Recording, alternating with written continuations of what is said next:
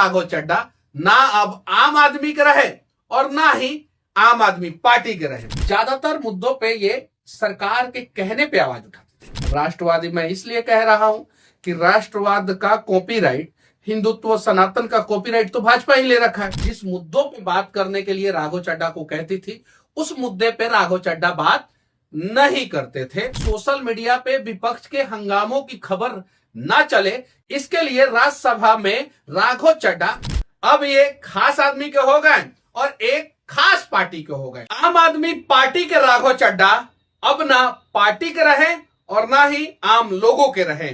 उन्होंने बाकायदा बीजेपी का दामन थाम लिया है एक प्रेस कॉन्फ्रेंस करने के बाद, और उस प्रेस कॉन्फ्रेंस में राघव चड्डा के साथ साथ आम आदमी पार्टी के 2 और राज्यसभा सदस्य रहे हैं। चलिए आगे बढ़ने से पहले मैं आप लोगों से विनती करना चाहता हूं कि इस वीडियो को ज्यादा से ज्यादा शेयर कीजिए ताकि राघव चड्डा की सारी सच्चाई लोगों तक आ सके। तो चलिए अब इस वीडियो की शुरुआत करते हैं। आम आदमी पार्टी के टोटल राज्यसभा के 10 सदस्य हैं। नियम के अनुसार 7 सदस्यों को एक साथ आम आदमी पार्टी छोड़ना होगा, तब जाके उनके ऊपर दल बदल कानून नहीं लगेगा। 3 लोगों ने प्रेस कॉन्फ्रेंस किया और 4 लोगों ने बाकायदा साइन करके दिया है। टोटल 7 लोग आम आदमी पार्टी को छोड़ के बीजेपी का दामन थामने वाले हैं। इनमें से एक स्वाति मालीवाल है जिनका कार्यकाल 2024 से 2030 तक का था। बाकी जितने लोगों ने आम आदमी पार्टी को छोड़ा है उन सभी का कार्यकाल 2022 से लेकर 2028 तक था। अब राज्यसभा में बीजेपी बिना कुछ कहे बहुत ज्यादा मजबूत, अब राज्यसभा में बीजेपी बिना मेहनत किए ज्यादा मजबूत हो जाएगा, क्योंकि 7 नए राज्यसभा सदस्य बीजेपी का दामन थाम लेंगे। और राज्यसभा में एक एक सदस्य का क्या कीमत होता है, जब कोई विधेयक पास कराना होता है तब पार्टियों को पता चलता है। अब जब आम आदमी के थे राघव चड्डा तो आम आदमी की बातें किया करते थे। आम आदमी पार्टी में थे राघव चड्डा तो अरविंद केजरीवाल के दिल में बसा करते थे राघव चड्डा। अब राघव चड्डा खास आदमी के हो गए हैं। अब देखते हैं कि टेलीकॉम के लिए और गिग वर्करों के लिए, इंश्योरेंस कंपनियों के खिलाफ जो फूड पैकेजिंग में मिलावट हो रहा है, उन सब चीजों पे राघव चड्डा मुद्दा उठाएंगे कि नहीं उठाएंगे। मैंने अपने वीडियो में एक बार क्लियर कर दिया था कि राघव चड्डा बीजेपी के लिए बैटिंग कर रहे हैं। पंजाब में अगले साल चुनाव है 2027 में, और वहां पे चुनाव में बड़ा असर डाल सकते हैं राघव चड्डा, क्योंकि 2022 में जब आम आदमी पार्टी चुनाव जीता था पंजाब में, तो उस समय राघव चड्डा सुपर सीएम बन गए थे। अरविंद केजरीवाल से ज्यादा मेहनत राघव चड्डा किए थे, और बाकायदा मीडिया और अलग अलग जगहों पे बताया भी गया कि अगर आम आदमी पार्टी पंजाब में जीती है तो उसमें सबसे ज्यादा क्रेडिट राघव चड्डा को जाता है। उसके बाद से पंजाब से ही राज्यसभा सदस्य के रूप में राघव चड्डा को भेज दिया गया, और अरविंद केजरीवाल के दिल में बस गए राघव चड्डा। फिर उसके बाद से राघव चड्डा की शादी होती है। शादी में बाकायदा आम आदमी पार्टी के सभी नेता मौजूद रहते हैं, सभी के सभी नेता मौजूद रहते हैं। राघव चड्डा अरविंद केजरीवाल के दिल से निकल के परिणीति चोपड़ा के दिल में बस गए शादी के बाद, और यहीं से कहानी बदलनी शुरू हुई। आगे की कहानी बताने से पहले मैं आप लोगों को बता देना चाहता हूं कि वो कौन से 7 राज्यसभा के सदस्य हैं जिन्होंने बाकायदा आम आदमी पार्टी छोड़ दिया है। ये 3 नाम आप लोग जानते होंगे, राघव चड्डा 2022 से 28, संदीप पाठक 2022 से 28 और अशोक मित्तल 2022 से 28। बाकायदा इन लोगों ने प्रेस कॉन्फ्रेंस किया। उसके अलावा स्वाति मालीवाल, ये तो आम आदमी पार्टी में अभी है, लेकिन पूरी तरीके से राघव चड्डा से पहले से ये अरविंद केजरीवाल के खिलाफ खुल के बोलती है स्वाति मालीवाल। और ये वही है जिन्होंने जब भी जरूरत पड़ा है अरविंद केजरीवाल के लिए ये खड़ी थी, लेकिन बाद में पता नहीं क्या हुआ कि अरविंद केजरीवाल से मनमुटाव हुआ और उसके बाद से स्वाति मालीवाल ने छोड़ ही दिया। हरभजन सिंह, स्वाति मालीवाल, विक्रम सिंह साहनी और संजीव अरोड़ा, ये सभी 7 नाम हैं जो आम आदमी पार्टी के राज्यसभा सदस्य हैं और आम आदमी पार्टी छोड़ रहे हैं। राघव चड्ढा जो मुद्दा उठाया करते थे, ये जो मोबाइल रिचार्ज का मुद्दा उठाए राघव चड्ढा, उससे क्या फायदा हुआ आम आदमी को, बताइए आप लोग। खाद पैकेटों में मिलावट का मुद्दा उठाए, उससे क्या फायदा हुआ आम आदमी को, आप लोग बताइए। मैं आप लोगों से पूछना चाहता हूं, पेट्रोल और डीजल की कीमतों पे इन्होंने आवाज उठाया, क्या फायदा हुआ आम आदमी को। इन्होंने बैंकिंग शुल्क पे आवाज उठाया, क्या फायदा हुआ आम आदमी को। डेटा सुरक्षा पे इन्होंने आवाज उठाया, क्या फायदा हुआ आम आदमी को। टोल प्लाजा पे इन्होंने आवाज उठाया, गिग वर्करों के लिए इन्होंने आवाज उठाया, क्या फायदा हुआ। स्वास्थ्य बीमा के लिए इन्होंने आवाज उठाया, क्या फायदा हुआ। पितृत्व अवकाश के लिए इन्होंने आवाज उठाया था।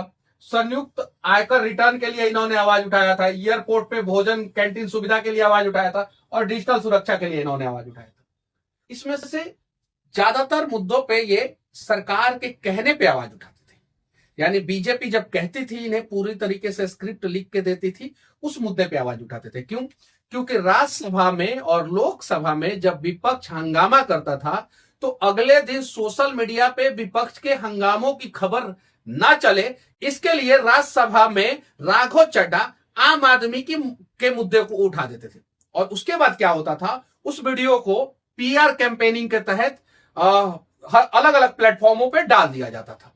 और ना चाहते हुए भी, आपने कभी राघव चड्ढा का नाम नहीं सुना, नहीं सर्च मारा फेसबुक पे, उसके बावजूद आपके मोबाइल फीड में राघव चड्ढा का वीडियो आने लगता था।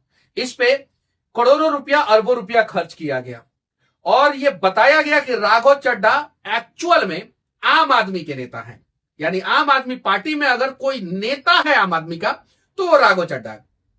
लोगों को भी लगने लगा कि जनहित के मुद्दों पे अगर राज्यसभा में कोई बात करता है तो वो है राघव चड्ढा।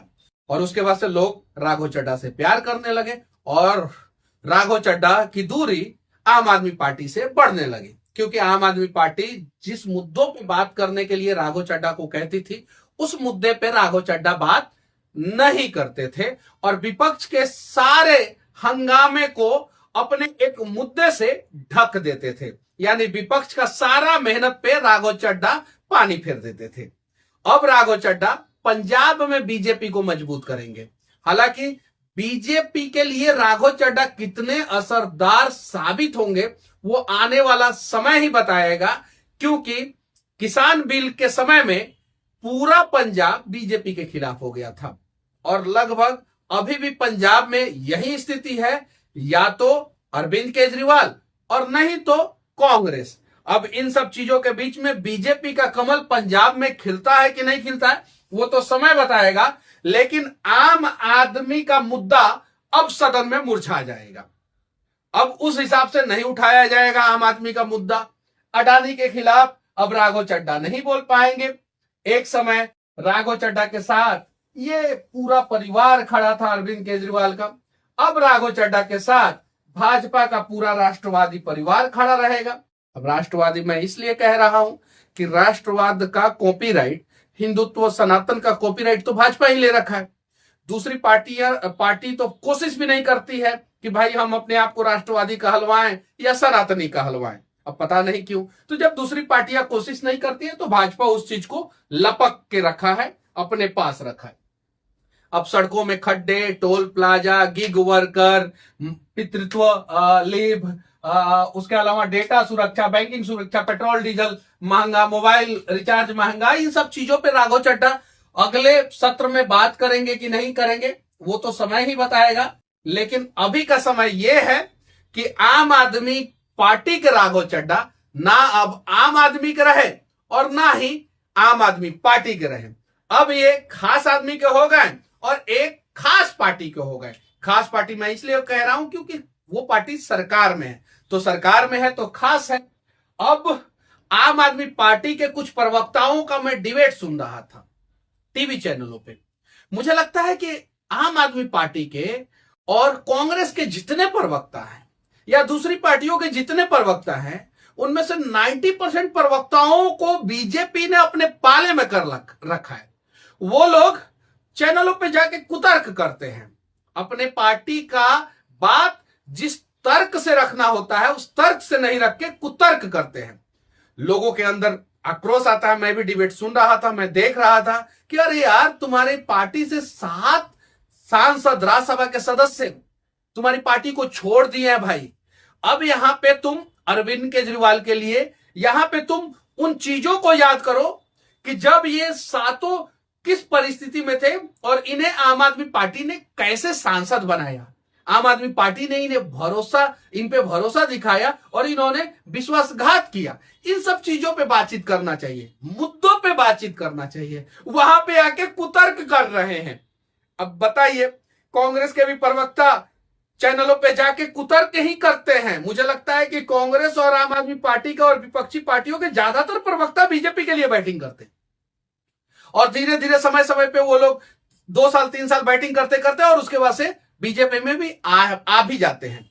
बहुत सारा एग्जाम्पल है, आप लोग उस एग्जाम्पल का नाम जो है कमेंट बॉक्स में जरूर रख सकते हैं। जिन्होंने संबित पात्रा से जीरो पूछ दिया था, ट्रिलियन में कितना जीरो होता, वो बीजेपी में आ गए। जो समाजवादी पार्टी के बहुत बड़े प्रवक्ता हुआ करते थे वो बीजेपी में आ गए। आम आदमी पार्टी के तो सारे आ गए लगभग। अब संजय सिंह और मनीष सिसोदिया बड़े नेताओं में ये 2 नेता बचे हुए हैं अरविंद केजरीवाल के साथ, और 6 महीना के अंदर इन दोनों में से एक बीजेपी में आने वाला है 100%। आप देख लीजिएगा, क्योंकि मैंने आज से 1 महीना पहले ही वीडियो में कह दिया था, मेरा वीडियो यूट्यूब पे पड़ा हुआ है, आप लोग जाके देख सकते हैं कि राघव चड्ढा आम आदमी पार्टी से राज्यसभा सदस्य हैं, लेकिन बैटिंग वो एनडीए के लिए कर रहे हैं, बीजेपी के लिए कर रहे हैं। बाकी अब राघव चड्ढा के बारे में आपका क्या ख्याल है? पहले तो आप लोगों को लगता था कि गरीबों के, आम आदमी के मसीहा हैं। अब किसके मसीहा है राघव चड्ढा? कमेंट बॉक्स खुला हुआ है, अपनी प्रतिक्रिया जरूर रखें। जय हिंद।